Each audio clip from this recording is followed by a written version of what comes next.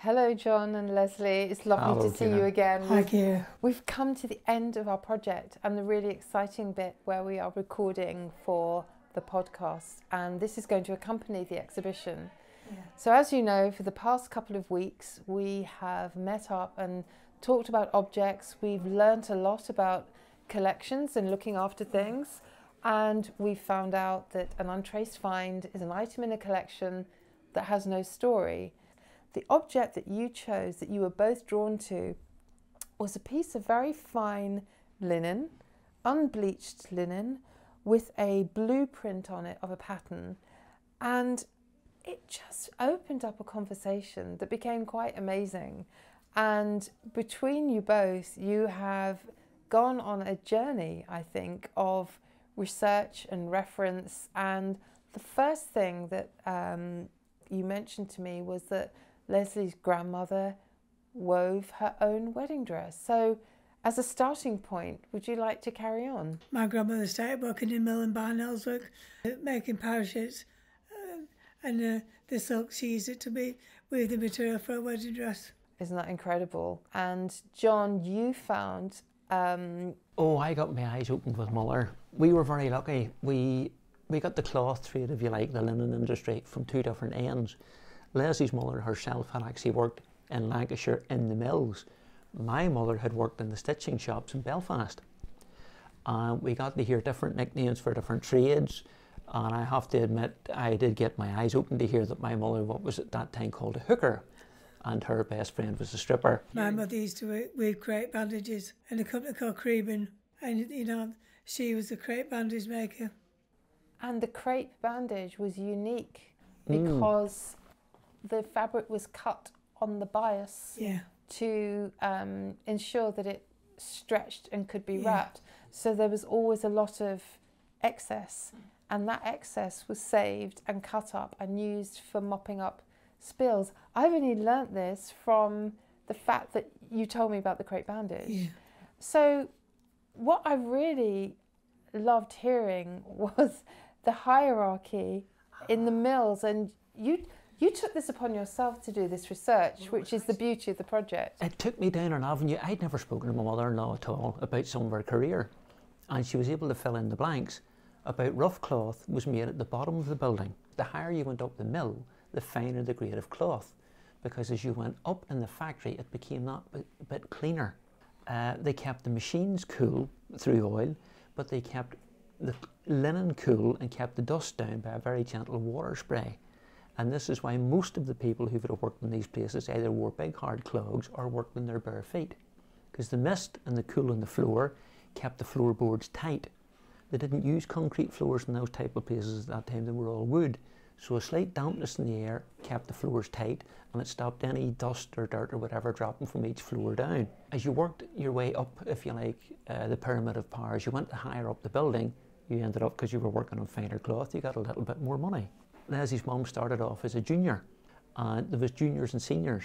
The only difference between a junior and a senior was your age. And you ended up as a junior, you worked 2 hours shorter of a shift. But getting out that bit early, you didn't really have an advantage, because you still had to wait for the employer-supplied buses to take you home. So you were basically tossing about for 2 odd hours, waiting for the same bus as your mum or your uncle or your aunt or whoever you get in. And we found out through Leslie's mum there was quite a family connection working in the mills in different stages of the game. My mother worked, as I say, in Belfast, and keeping a straight face whenever your 82-year-old mother tells you that she had been a stripper. There was other odds and ends. They were the cream of the crop. They were the very best of the stitchers and done all the experimentals and the pieces that were sent out for to show just how good and what could be done. They were the two dames, and their luxury in life was they got an extra smoke break. They could take a smoke break basically whenever they wished. There may have been other nicknames right enough for this type of person in other places, but that what it was known as where Mother worked. But it's incredible that these stories have gone unheard of. I know you have various family connections. We've had long chats about Morecambe, and there must be so many stories, and it's interesting that just one item has triggered off that interest. That's where my dad was actually in the mill. Really? Yeah. because my grandmother, she worked in Creebin, and then she got my mum a job there, and then my mum met my dad. Not only were there kind of working relationships, you told me an amazing story about how you get a message to your friend who worked on the production line. Oh yes, yes. How do I describe this? You ended up basically being able to lip read, and you used overemphasised hand gestures and facial gestures, a bit like the comedy sketch you used to get with Les Dawson talking to his neighbour, and they used to dress up as two older women. Well, this was very much, you had to put your Sissy and Ada.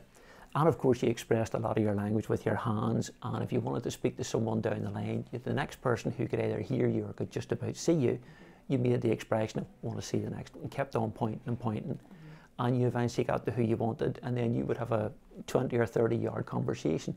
You couldn't hear anything over the machinery, but you got the best of what was going on. And I think there was an expectation that people would go to work in the mill. That very much so. That was very much so. What you were trained to do. But you came away with unique skills. Oh yes.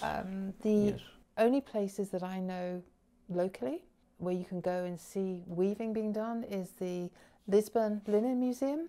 They have an incredible activity there where you can see somebody working on a loom, but also the Ulster Folk and Transport Museum. Oh, they have the looms set up and everything. But I think it's actually getting the really... I remember being taken when I was that big, and the noise was so loud. Yes, my grandmother took me she wanted to go see all her friends after she retired, and we got dragged along, and came home with a handful of money and sweets every time. But I think the fact that these stories have risen to the surface again, given you a new interest, a shared story. Oh, there's no doubt about it. If we hadn't been introduced to this particular piece of cloth, if you hadn't asked the question, we'd have never went down the rabbit hole of discovery. It has been a giggle. It really has been a giggle. Oh, we have definitely had some giggles, I tell you. Oh, very much so. And I think it was... I was able to identify your accent because I'd watched a TV programme that was set in Morecambe, and people can assume that Morecambe is somewhere else. And I was able to identify, I'm a Londoner, but there are many, many different parts of London. But the whole story of mill life, Lisburn, County Antrim, is the home of Ulster linen. There are fields that you can still see that would have been the bleaching greens and everything like that. There are linen houses that survive, but it's really lovely to hear an authentic first-hand story. It's funny, but you do get older and wiser with what you've heard. It gives you an idea of the speed of lifestyle at that time was very different to what it is now. You grew up, you went to work at a particular time, you ate at a particular time, and it's funny how it influenced your life. It really is. Mother would still be 6 o'clock, 6:30 in the morning, and she hasn't worked in many years. As I say, Mother's 82, but she'll still be up at 6:30 in the morning. She still knows what time tea time is, dinner time, and home time for her, even if she's around visiting with us. 4:30, 5 o'clock, well, it's almost time for me to go. And I think it's given you the opportunity to talk about her history, and you've got that shared interest in history. And the crepe bandage was so instrumental for not just the First and Second World War, but post-war and for hospitals and everything. The building's still there now. Is it? Yes, but it's a scrapyard now. It's nothing to do with making bandages anymore. It was just sold off and it became a scrapyard.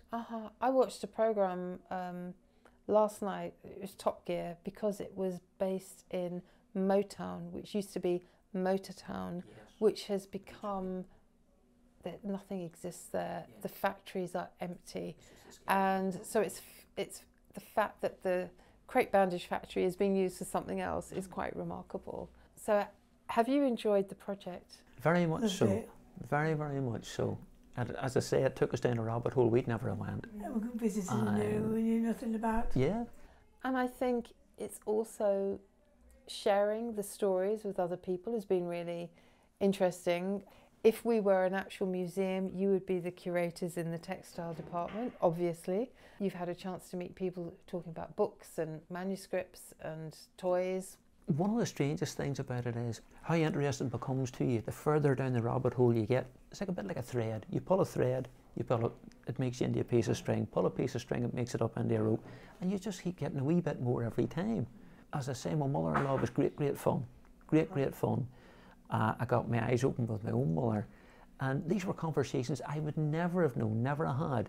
But if it hadn't have been for you introducing us to that piece of cloth. Well, I'm really grateful for Brain Injury Matters to have given us that opportunity to share the story. And I think the next time you go to a museum and you see something on display, and in the caption, if it says untraced find, you can punch air and say, I know all about that. It's been an absolute pleasure to get to know you and to thank you for everything that you've given back from the project. That has been, for me, phenomenal. Well, and thank you. Thank you for very much so, yes. Very, Very much welcome. so. It's been wonderful. It's been a great journey. Thank you so much. You're welcome. Thank you.